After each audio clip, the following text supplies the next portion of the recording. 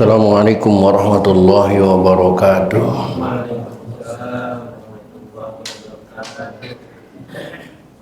Alhamdulillahi rabbil alamin. Wassalatu wassalamu ala asyrafil anbiya'i wal mursalin. Sayyidina wa habibina wa syafi'ina wa maulana Muhammadin wa ala alihi wa ashabihi ajma'in. La hawla wa la quwwata illa billahil aliyyil azim. Amma ba'dah. Qad qala ta'ala bi ayatihil karim. A'udzu billahi minasyaitonir rajim. Bismillahirrahmanirrahim. Wa ma khalaqtul jinna wal insa illa liya'budun. Shadaqallahul azim. Bapak-bapak dan ibu, segenap pengurus dan jamaah Masjid Jami Al-Munawwarah, bil khusus yang hadir taklim pada malam ini, yang saya hormati dan yang saya muliakan, mudah-mudahan dengan bertaklim kehidupan kita mendapat kemuliaan dari Allah Subhanahu wa taala. Amin. Puji serta syukur mari kita panjatkan kehadirat Allah.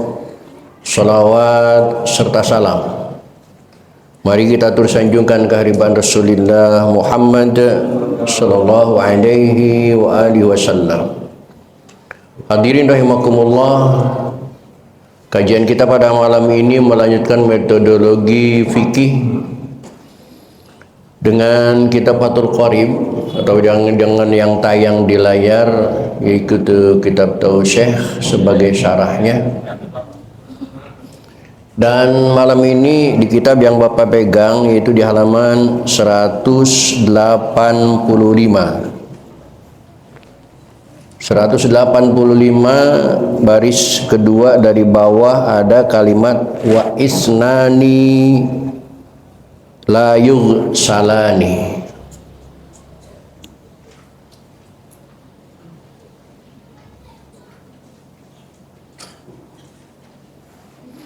Silakan dicari dan diperhatikan, dan kita buka saja talim ini dengan sama-sama membaca Ummul Quran surah Fatihah.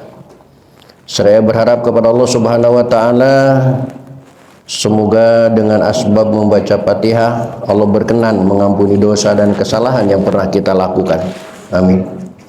Terutama untuk kedua orang tua kita, keluarga kita, saudara-saudari kita muslimin wal muslimat yang sebagian besar mereka sudah ada di alam barzakh. Semoga diampuni semua dosa dan kesalahannya oleh Allah dan terima amal ibadahnya oleh Allah Subhanahu wa taala. Amin.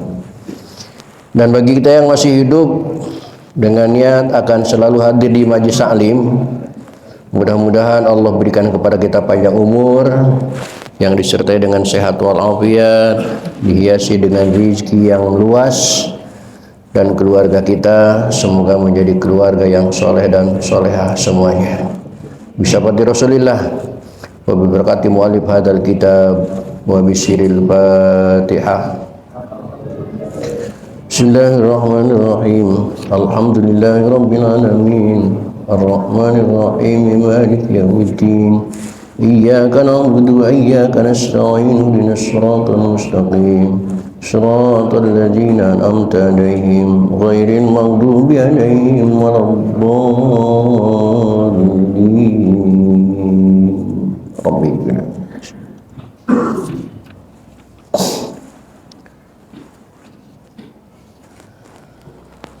Bismillahirrahmanirrahim. Wa isnani, dan dua orang mayit.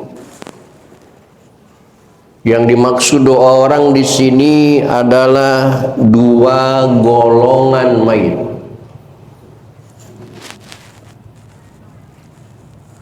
La yughsalani, tidak boleh dimandikan. Dua golong mayit ini tidak mesti dimandikan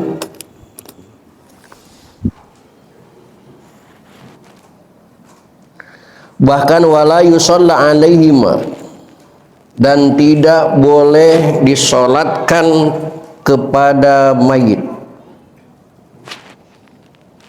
Tidak perlu dimandikan dan tidak perlu disolatkan.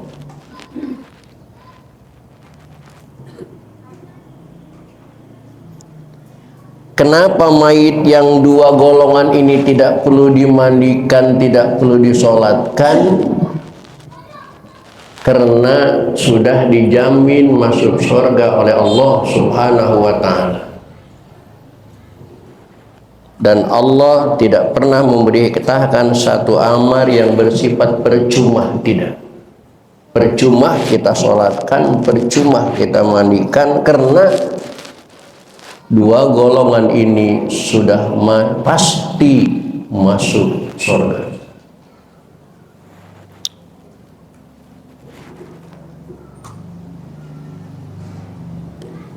Bapak dan Ibu yang hadir di sini pengen dijamin masuk surga? Benar? Serius? Yuk kita lanjutin belajarnya. Nanti kalau ada seruan, saya di depan, mau ikut belakang? Mau ikut nggak?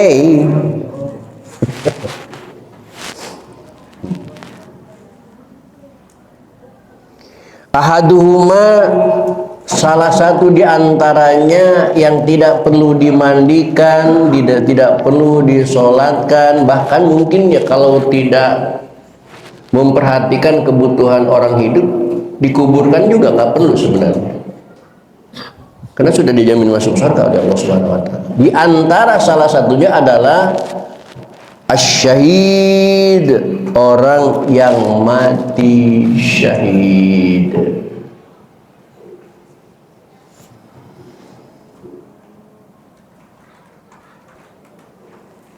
Semua syahid belum tentu. Yang dimaksud syahid di sini adalah syahid dunia wal akhirah. Karena syahid itu terbagi minimal atas 3 bagian. Yang pertama, syahid dunia dan akhirat. Kemudian yang kedua, syahid dunia dunal akhirat. Yang ketiga, syahid akhirat dunal dunia. Hanya syahid akhirat, di dunianya tidak disebut syahid. Ada yang disebut syahid dunia, tapi belum tentu di akhirat.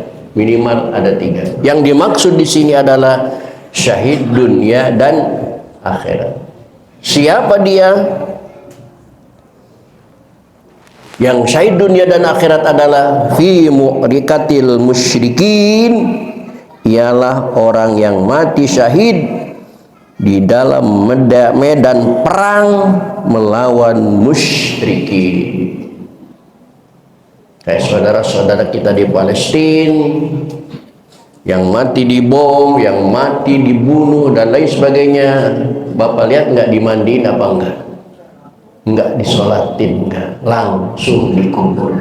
Kenapa? Sudah dijamin masuk surga oleh Allah Subhanahu wa ta'ala. Nggak ada istilah disolatkan, nggak ada istilah dimandikan, dikuburkan bersama pakaian yang berlumur darah, karena darah tersebut nanti jadi tinta emas bertanda dia mati dalam keadaan syahid. Mau? Enggak.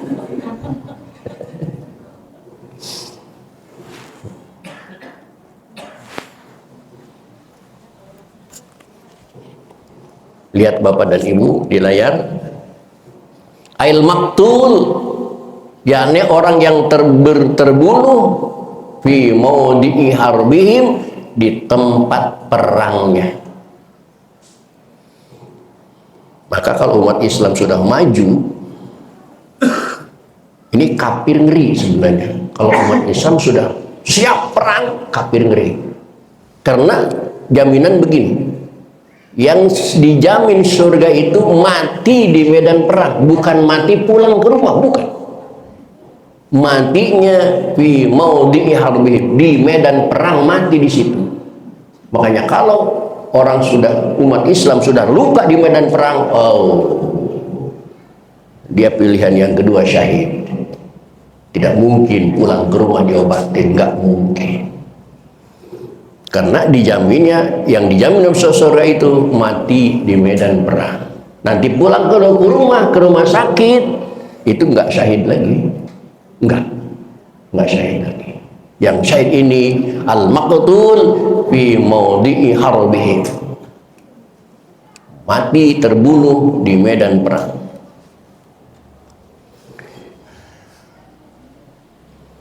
Wahwa, kembali kepada kitab lagi, dan yaitu orang yang mati fi qitalil kufar, yang mati di dalam merangi kafir, bisababihi, dengan sebab qital.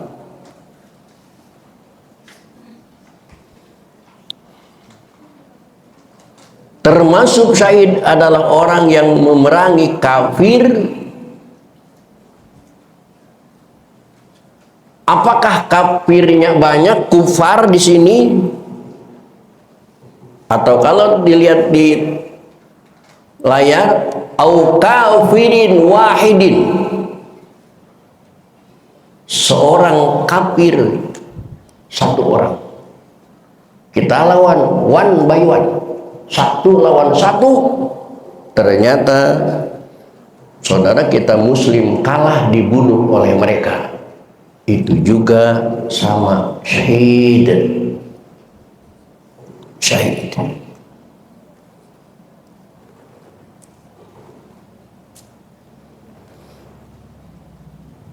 Matinya bisa berbihi dengan sebab perang tadi. Adapun prakteknya dia terbunuh, sawaun qatalahu kafirun mutlaqon au muslimun khotoan, sama saja ia dibunuh oleh orang kafir dengan mutlak, au muslimun, atau orang muslim khotoan karena kesalahan. Adapun prakteknya dia terbunuh, apakah benar one piece dengan kafir, atau ada umat Islam yang nembak ternyata tidak pandai nembak, kenanya bukan kafir, kenanya teman sendiri, mati teman sendiri tembak oleh umat Islam, itu sama syahid. Itu juga sama syahid. Qatalahu al-muslimu kafirun mutlaqan amdan au khotoan, au qatala muslimun khotoan. Yang penting mati di medan perang. Bahkan di sini au ada silahuhu, atau kembali senjatanya ilaihi, kepada dirinya,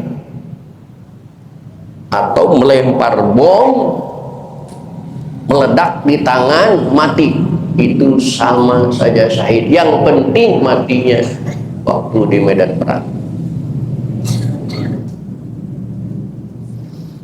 Au saqata an dabatihi, atau dia matinya bukan karena diperangi, bukan karena ditembak, tetapi jatuh dari kendaraannya, kelindes mati, sama syahid. Yang penting yang membuat dia syahid itu bukan prakteknya, bukan teorinya, tetapi lokasinya mati sedang perang. Syahid dengan cara apapun. Au nahwu dzalik, bahkan di sini dikatakan seumpama gitu, yang sinonim dengan itu.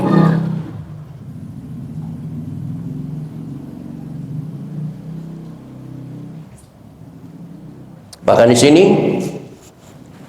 au qatalahu muslimun ista'anal kufar bih, atau yang membunuhnya saudara teman sendiri yang dia dibayar oleh orang kafir untuk membunuh kita, sama seperti si Pito, sama syahid. Walaupun yang membunuhnya pengkhianat saudara sendiri, tapi atas dan perintah orang kafir. Au in kisabyan au halba syaka amata bisababi au gari.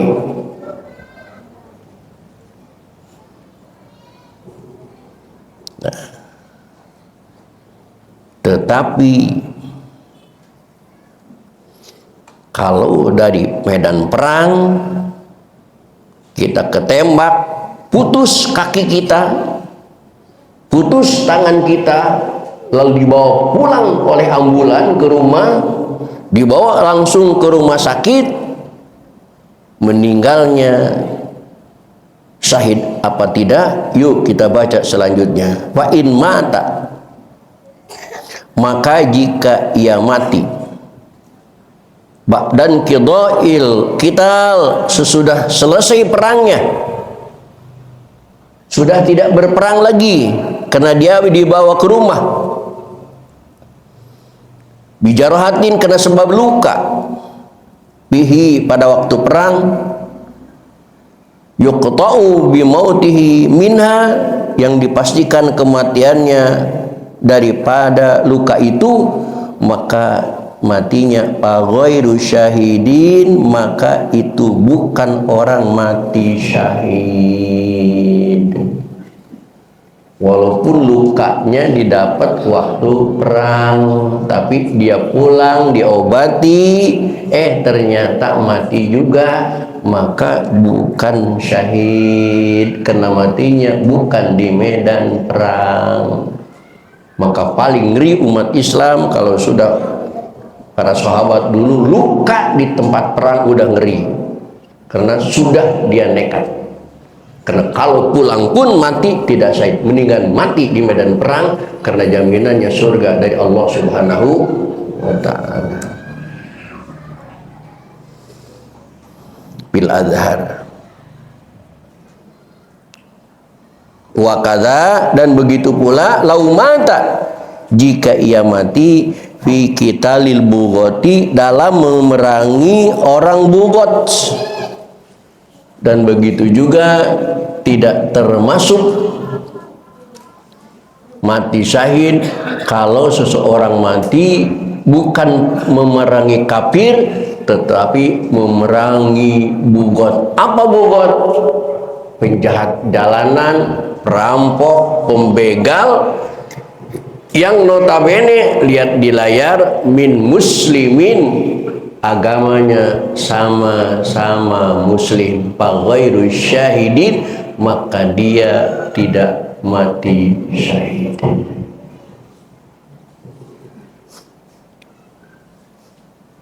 Pengajian di sono dianggap melanggar undang-undang, yuk kita bubarkan, takbir, Allahu Akbar. Padahal di sono ada pengajian, dibubarkan dengan teriakan takbir, mati di antara mereka, bukan syahid. Karena ini min muslim, karena di situ juga lagi mengadakan pengajian. Hati-hati. Kariman awud syahidan, bukan di sini tempatnya, bukan sesama muslim, bukan. Tapi memerangi kafir. Adapun prakteknya di lapangan nanti, terbunuhnya kayak tadi, apakah terbunuh oleh kafir atau terbunuh muslim, yang penting lokasinya lokasi perang bersama kafir. Tapi kalau lokasinya perang min muslimin bukan, jangankan lagi pengajian, begal sekalipun itu tidak termasuk syahid. Kariman umut syahidan, bukan di sini tempatnya.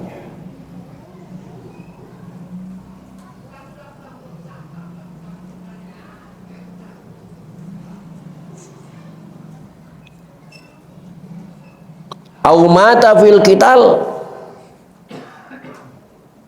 atau ia mati di dalam perangan, tetapi la bisa babil qital, bukan karena sebab perang. Mati di medan perang tapi bukan karena sebab perang. Yang lain mah ikut perang di bawah komandan, dia mah di absen nggak ikut. Nggak ikut, cuma ngintip dari balik dinding, ngintip aja. Pas begitu kebetulan ada peluru nyasar, kena kepala dia, terus mati. Itu juga bukan syahid, karena dia tidak ikut perang.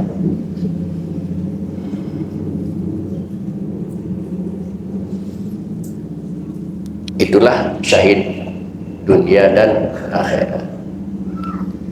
Ada syahid dunia tapi tidak syahid akhirat. Orang yang berperang tapi dibayar, digaji. Para tentara abri perang tapi digaji. Itu syahid dunia tapi dunal akhirah. Belum tentu di akhiratnya, karena niat perangnya bukan niat karena Allah, tetapi karena karena selain Allah, karena gaji, karena jabatan, atau tentara bayaran. Dia mati di medan perang tidak syahid, karena syahidnya matinya bukan karena Allah tapi karena bayaran. Syahid dunia, akhirat belum tentu syahid. Yang terakhir syahid akhirat. Syahid akhirat itu banyak sekali, paling banyak syahid akhirat. Yang pertama, syahid akhirat itu ibu-ibu meninggal saat melahirkan. Itu dijamin masuk surga oleh Allah Subhanahu wa taala. Walaupun dunianya diberlakukan seperti orang biasa, jenazah biasa, dimandikan, disolatkan, tapi sebenarnya dalam catatan Allah itu sudah syahid.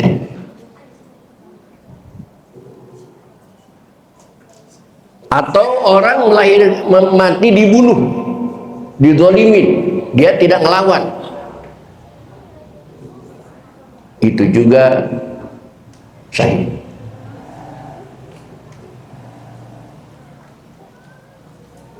Atau orang mati di pondok pesantren lagi belajar ilmu, lagi nyantren, kebetulan ajal tiba, meninggal di pesantren, itu syahid. Maka betapa salah memperhatikan perkembangan zaman. Banyak pondok-pondok pesantren yang dituntut oleh wali murid karena anaknya meninggal di pondok. Kenapa harus nuntut? Sebenarnya harus berbahagia karena kita orang tua punya simpanan anak mati syahid, dan itu yang akan menolong kita di akhirat nanti. Maka ketika anak saya kecelakaan di pondok, ajis, kepalanya robek, apakah saya nuntut ke pondok? Tidak. Karena memang itu perjuangan. Yang kedua, Asep, kakinya hampir buntung, kena gaji mesin. Saya nuntut ke pondok? Tidak. Karena itu sebuah perjuangan. Seandainya anak saya mati pun di pondok, saya tidak akan nuntut ke pondok pesantren, karena itu iroda Allah Subhanahu wa taala.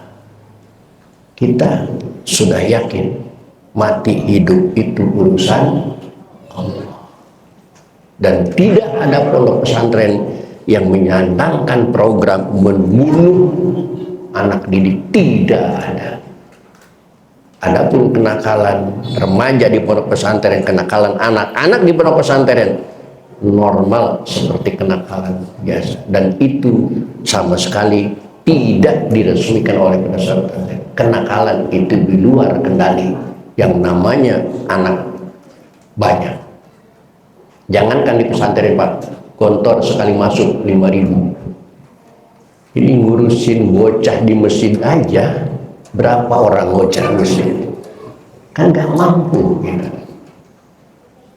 Padahal tidak sampai 100 orang di pondok itu ribuan.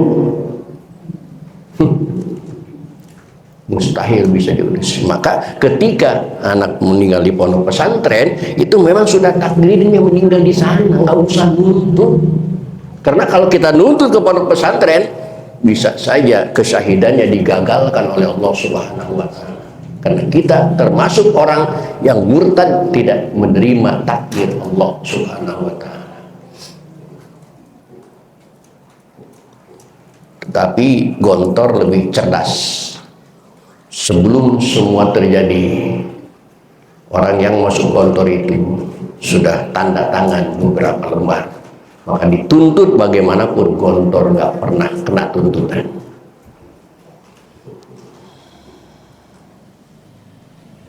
Itu yang pertama. Tetapi itu juga lagi-lagi syahid dunia akhirat itu tergantung pendukungnya. Bagaimana yang terjadi kemarin, orang hamil dibunuh, apakah itu syahid? Lagi-lagi hamilnya punya suami apa enggak? Kalaupun melahirkan, matinya melahirkan malam Jumat, dibunuh lagi. Tapi ditanya suami di mana? Enggak punya suami. Itu bukan syahid, tapi sangit.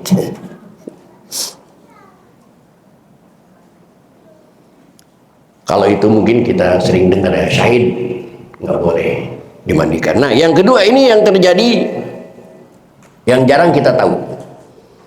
Wasani, dan yang kedua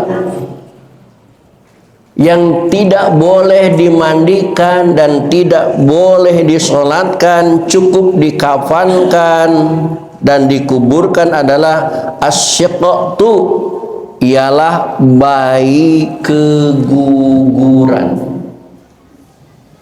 Siktu itu dari kalimat sakoto yaskutu sikton. Sakoto itu jatuh, siktu itu adalah bayi yang jatuh sebelum waktunya, yang keluar sebelum waktunya. Umur berapa bayi keguguran tidak mesti dimandikan, tidak mesti disolatkan? Alladzi lam yastahilla, yang tidak pernah mengeraskan suaranya. Alam yarfa sautahu, yakni yang tidak mengeraskan suaranya. Bayi lahir, tetapi begitu lahir tidak ada jeritan, tidak ada tangisan, tidak ada suara. Itu namanya syiqatu. Lihat di layar lebih jelasnya lagi. Bayi itu adalah alladzi lam tadhhar fihi imaratul hayat, yang belum ada tanda-tanda kehidupan.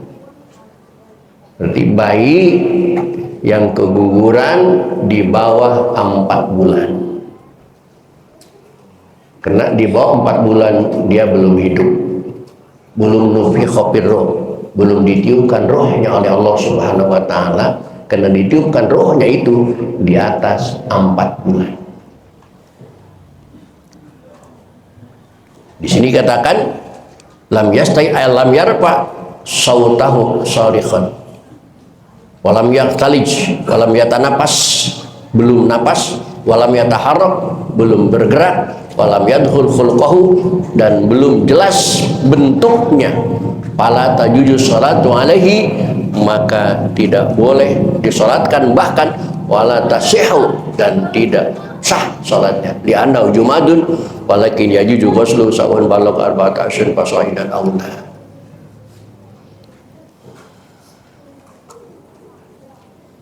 Lalu bagaimana keguguran yang sudah ada suara? Bayinya begitu lahir sudah ada tangisan, begitu lahir sudah ada gerakan, begitu lahir sudah ada bentuknya dan lain sebagainya. Fa inis tahalla, maka jika ia telah mengeraskan suaranya, nangis, shorikhon, dengan berteriak, au baka, atau dia menangis,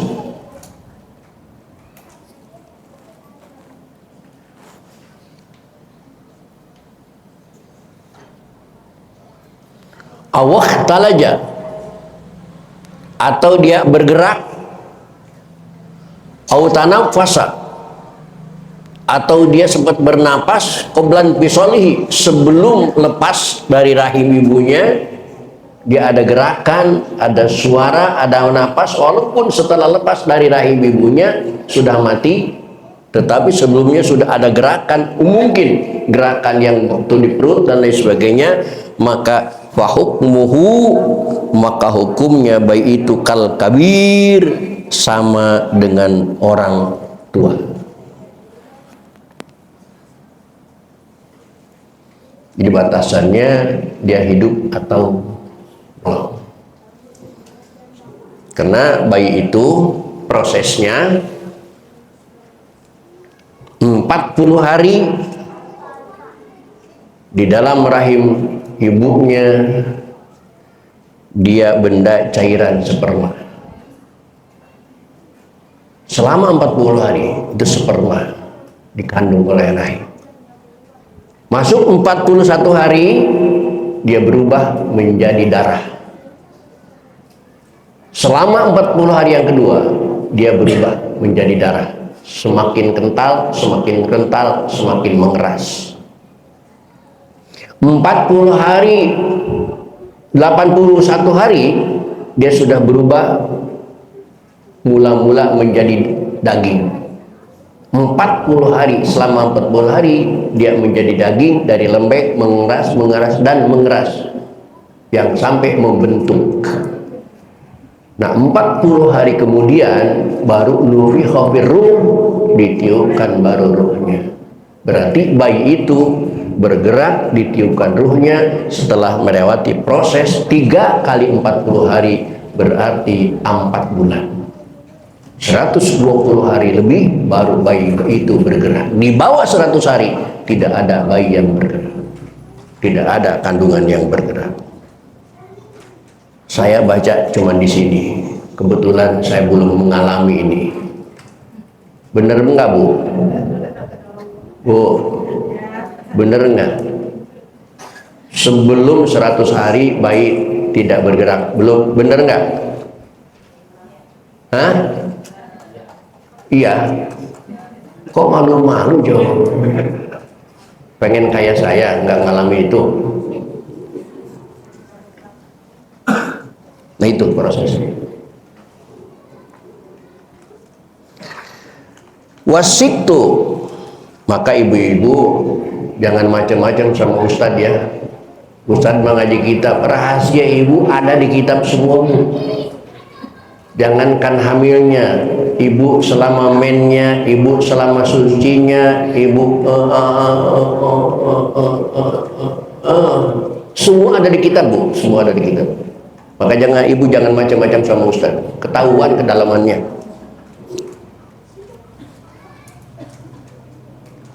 Wasiqatu, dan arti sikit bitasli sisin, dengan 3 titik sin, dengan 3 titik siqqa.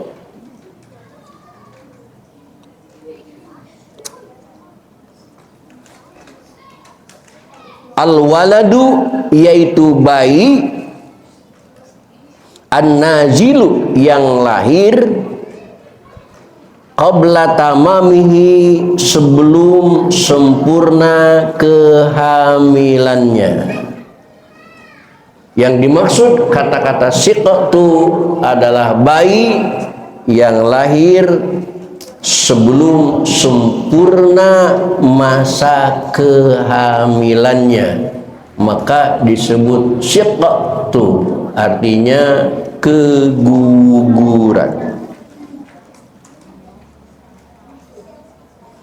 Ma'khudun, yang diambil, minas sukuti, dari kata-kata sukut yang artinya gugur. Sakoto, yaskutu, sakoton, sukuton, sakitun, gugur. Bayi keguguran sebelum hidup, itu disebut sikit. Maka hukumnya tidak perlu dimandikan, tidak perlu disolatkan, langsung kubur saja. Tapi kalau sudah bergerak, sudah bersuara, maka hukumnya berlaku seperti orang dewasa, berarti harus dimandikan, harus dikafankan, harus disolatkan. Karena hukumnya kal kabir, seperti bayi yang sudah dewasa. Bapak dan Ibu, itulah kewajiban pertama bagi kita umat Islam ketika kita berhadapan dengan saudara kita yang sampai pada ajalnya. Kewajiban yang kedua adalah wayug salul mayyitu witron, harus memandikan mayit.